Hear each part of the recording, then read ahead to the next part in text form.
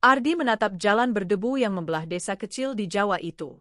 Setelah bertahun-tahun merantau, ia pulang untuk mengurus tanah warisan keluarganya. Desa yang dulu riang kini terasa sunyi.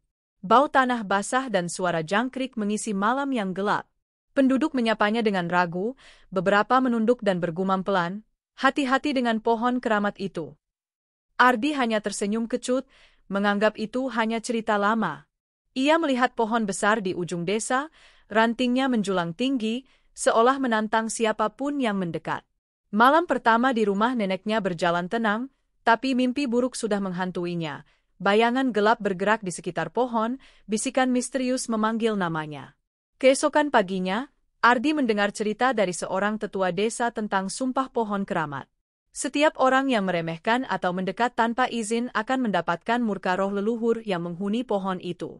Ardi mengangkat bahu, mencoba menenangkan diri, tapi rasa penasaran semakin besar. Ia memutuskan untuk melihat pohon itu lebih dekat malam nanti, tanpa tahu bahwa keputusannya akan membuka pintu horor yang nyata. Malam tiba, dan Ardi menyelinap keluar rumah dengan senter kecil. Pohon keramat menjulang gelap di atasnya, rantingnya bergerak perlahan seakan menunggu. Angin dingin menyapu wajahnya, membawa aroma tanah dan daun basah. Ketika ia mendekat, terdengar bisikan halus, nyaris tak terdengar, namun cukup membuat bulu kuduknya meremang. Ia menoleh, tapi tidak ada siapapun. Hanya bayangan gelap yang tampak bergerak di antara akar pohon. Ardi menepuk dadanya, mencoba menenangkan diri. Ia mengangkat tangannya menyentuh batang pohon dan tiba-tiba merasakan getaran dingin menjalar ke tubuhnya. Suara bisikan berubah menjadi teriakan samar, seolah pohon itu sedang memperingatkan atau mengutuknya. Dalam panik, Ardi lari, tapi bayangan gelap mengikuti langkahnya. Ia tersadar bahwa cerita tetua desa bukan sekadar mitos. Rasa takut mulai menenggelamkan akal sehatnya. Malam itu, ia kembali ke rumah dengan napas terengah dan janji dalam hati untuk tidak mendekat lagi, meski rasa penasaran masih mengintai di benaknya.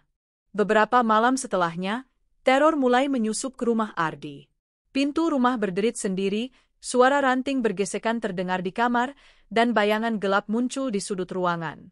Ardi hampir tidak tidur, setiap suara di luar membuatnya melonjak.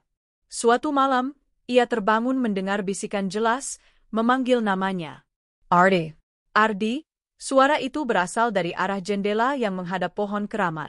Ia mencoba mengabaikannya, tapi rasa penasaran dan takut bercampur menjadi tekanan yang tak tertahankan.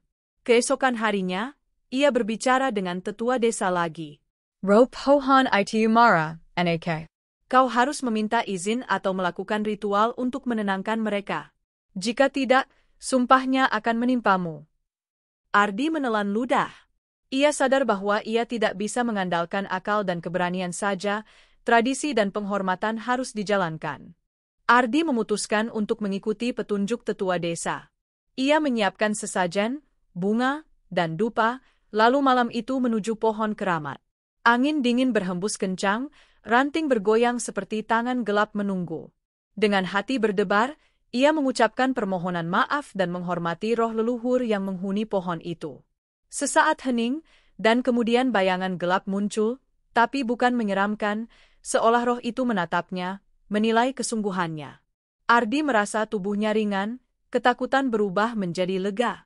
Ia menyadari bahwa menghormati tradisi adalah cara untuk hidup berdampingan dengan dunia supranatural, bukan menentangnya. Malam itu, ia kembali ke rumah dengan hati lebih tenang, namun sadar bahwa misteri pohon keramat tetap menunggu mereka yang meremehkannya. Beberapa minggu berlalu. Ardi mulai menghargai cerita dan tradisi desa, menyadari bahwa legenda bukan sekadar dongeng, tapi pelajaran hidup.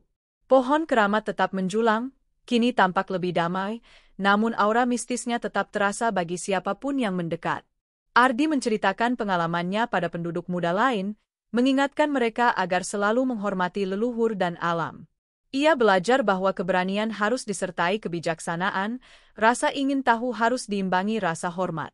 Malam terakhir sebelum kembali ke kota, Ardi menatap pohon keramat dari jauh. Bayangan gelap tetap ada, tapi kini ia tidak merasa takut, hanya kagum.